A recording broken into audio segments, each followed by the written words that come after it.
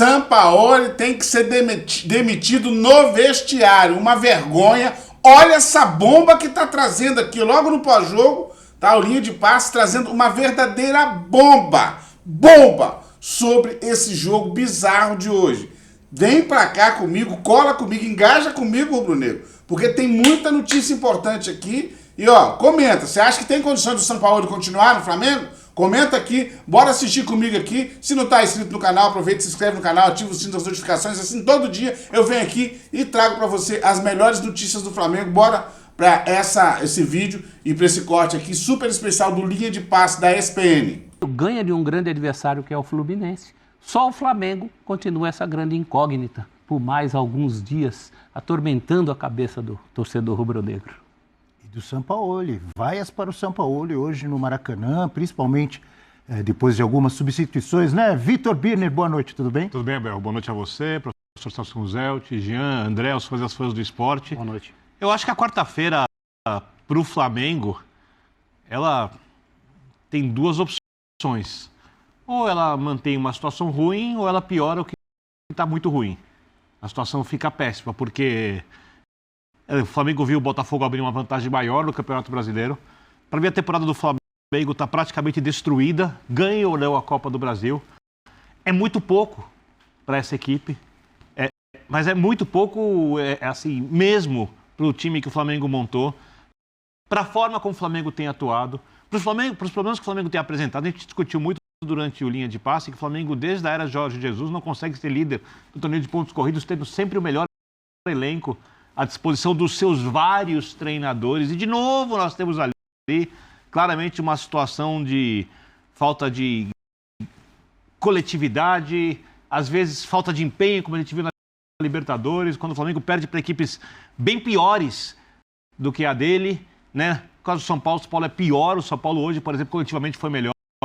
Se o São Paulo soubesse aproveitar os muitos espaços que o Flamengo deu, teria feito 2-0, 3-0, mas o São Paulo finaliza pouco na direção do gol, porque o São Paulo tecnicamente é um time com limites. Quando fez o gol foi exatamente do jogador um pouco diferente. Num dos momentos vários que o Flamengo deu espaço para finalização na entrada da área. Então o Flamengo é uma bagunça. E quarta-feira ele vai ali para, digamos assim, vai jogar por obrigação e tem que se classificar. Se não se classificar, a situação fica péssima. Quando o São Paulo, time reserva, enfrentando uma equipe melhor, o Flamengo está tão mal que o gosto do São Paulino é de perda de pontos e não ter conseguido um grande resultado no Rio de Janeiro. Principalmente por levar um gol nos acréscimos, naquele pênalti do jeito que foi. Né, Jean? Boa noite, tudo bem? Tudo bem, Abel? Boa noite para você, para os companheiros. Feliz Dia dos Pais, ou final de Dia dos Pais, para os pais da mesa e em casa também. Pois é, eu acho que assim, tem muito tema para a gente falar, né, envolvendo os jogos de hoje, porque é claro que os temas são ligados ao Campeonato Brasileiro, mas já são ligados também à rodada de quarta-feira na Copa do Brasil. Falando especificamente por hora de Flamengo e São Paulo, eu acho que assim, o que é muito grave não é só que o torcedor do Flamengo estava esperando uma resposta do time do ponto de vista da postura, do ponto de vista da atitude e do nível de atuação. Eu acho que na hora que você cai da Libertadores, mesmo o Botafogo tendo a vantagem que tem e o Flamengo tendo o elenco que tem, você tem que dizer, bom, então agora é de cabeça no Campeonato Brasileiro, é tudo para voltar à disputa do título nacional, por mais que o Botafogo não esteja dando chances aos seus concorrentes até aqui. Mas isso pode em algum momento passar a acontecer. E aí, quando você passa a jogar nesse contexto, contra o time reserva do São Paulo, e um time que acho que foi organizadíssimo, vamos falar muito hoje do time do São Paulo, mas contra o time reserva do São Paulo, no Maracanã, com apoio de mais de 60 mil torcedores, quer dizer, você tem a obrigação de pelo menos manter a mesma distância para o Botafogo e faz um outro jogo muito fraco, que o Flamengo por pouco não perde, acaba conseguindo o empate no final por causa de um pênalti bobo, né, cometido já quase que nos acréscimos. Então acho que assim, a gente olhar para deméritos e méritos nesse jogo hoje é muito fácil. E é claro que tem muito mais mérito do São Paulo, tem muito mais demérito do Flamengo, que tem as duas coisas, mas eu tô querendo, você quase não acha méritos do Flamengo ou qualidades do Flamengo nesse jogo.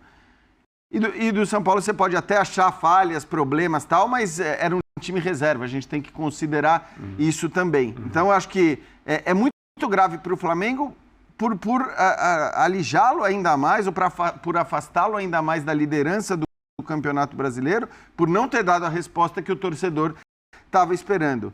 E para o São Paulo, a verdade é que assim, a cada jogo, né, e por mais que tenha passado aí uns jogos sem vencer e tudo mais, a cada jogo, olhando para o contexto, e o contexto de hoje era um São Paulo com time reserva, eu acho que o torcedor são paulino acredita cada vez mais na capacidade, na possibilidade da virada na quarta-feira. A gente vai falar disso também usando alguns elementos da partida de hoje. Só para fazer uma correção, desde o Rogério Ceni, desde a primeira rodada de 2021 que o Flamengo não lidera os pontos corridos. Perfeito. Foi Jorge Jesus, é Rogério Ceni. André Kfouri também conosco no Linha de Passe. Tudo bem, André? Boa noite. Abel. Boa noite, amigos. Boa noite a todos em casa. O gol que o Lucas marcou, o gol de São Paulo, no primeiro tempo, que o Vitor bem descreveu agora como obra de um jogador que é diferente, numa equipe que ainda está tentando encontrar, né, o seu melhor momento do ponto de vista coletivo para fazer gols, né, para completar jogadas, ilustra por um outro ângulo o que o momento do Flamengo tem de ruim, de permissivo sem a bola, uma equipe que às vezes parece se desconectar completamente do que está acontecendo em campo. Então, eu não quero com isso fazer qualquer crítica ou reparo à jogada do gol do Lucas, mas a falta de medo, digamos assim, de que o Lucas faça um gol, ou a falta de preocupação em impedir que o Lucas fizesse um gol, essas coisas são flagrantes na jogada, no comportamento de vários jogadores do Flamengo ali. E é claro, né, a gente está falando de uma eliminação muito traumática na Libertadores, o primeiro jogo depois disso. Havia várias histórias relacionadas a como a torcida do Flamengo e os jogadores receberiam o ex-treinador, o Dorival Júnior, né, nesse reencontro. Ele foi tratado com extremo carinho pelos jogadores, por quase todos ali. Eu, obviamente, não estava lá e não sei como a torcida o tratou, se houve algum tipo de manifestação. A televisão mostrou, no momento em que os jogadores do Flamengo abraçavam o Dorival, o Sampaoli meio sozinho, mas isso pode ser uma coisa do ângulo de câmera, né? Uma coisa um pouco diferente do que é, de fato, a realidade ali. Mas havia todas essas questões em relação ao jogo, o ambiente, como a torcida do Flamengo ia tratar o time. É uma espécie de... é uma ressaca ao contrário, né? E o time do Flamengo, pelo menos durante o primeiro tempo todo, é verdade, com substituições no intervalo, no segundo tempo, com Everton Ribeiro, com Gerson, o Flamengo inicialmente melhorou um pouco, colocou bastante gente no ataque, pressionou o São Paulo, mostrou um pouco mais de ênfase, digamos, mas a maneira como o Flamengo está hoje é uma coisa muito, muito preocupante, assim. Na quarta-feira tem o jogo com o Grêmio de volta aí no Maracanã, e a gente vai ter uma ideia melhor, né, do estado do time, da temperatura, daquilo que o Flamengo vai fazer ou não fazer. Eu tenho dificuldade para enxergar uma reviravolta nesse confronto e o Grêmio sair do Maracanã classificado. Tenho muita dificuldade, mesmo com o Flamengo mostrando esse nível de falta de empenho, falta de interesse. Esse é o gol. Assim, teve uma jogada no futebol recentemente em que a equipe marcou menos o seu adversário do que essa do Flamengo e do Lucas, que vocês devem ter visto o Messi na intermediária do jogo do Inter Miami, não aparece nenhum jogador adversário até ele entrar na área e no rebote fazer um gol. É uma coisa muito... Ele passa pelo Thiago Maia, desculpa te interromper, mas só complementando o que você está dizendo, André, e o Wesley, ele meio que sai assim da jogada, parece que ele sai tipo, não vou fazer a falta, mas ao mesmo tempo dá a impressão que ele está deixando o Lucas passar. Sim, e é um lance, só para completar, é um lance só, sim, é um lance em um jogo, sim, mas é uma boa ilustração. Os gols contra o Olímpia.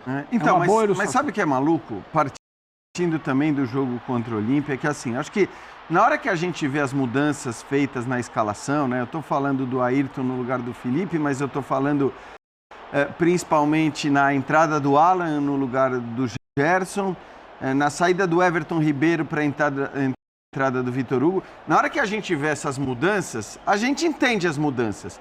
E o meu primeiro olhar nem foi um olhar de que tá poupando para o jogo contra Grêmio, não. Você acha Ao que não? contrário. Não? Não, eu acho Tá que não, tentando encontrar- porque ele está também tentando acho. encontrar a Com outras intensidade, pessoas. a competitividade que faltou contra o Olímpia. Então, beleza, você vai ganhar fisicamente com a entrada desses jogadores, você vai entrar com um time que vai pegar mais, que vai brigar mais, que vai competir mais. Foi algo que se criticou demais ali no Paraguai e não só, né? Quer dizer, isso tem sido uma crítica recorrente no time do Flamengo no ano. Aí você coloca esses caras, teoricamente um time com muito mais vigor físico, com mais capacidade de marcar, de pegar, de competir, e você vê um primeiro tempo em que o São Paulo, com o seu time reserva, tem mais posse de bola do que o Flamengo.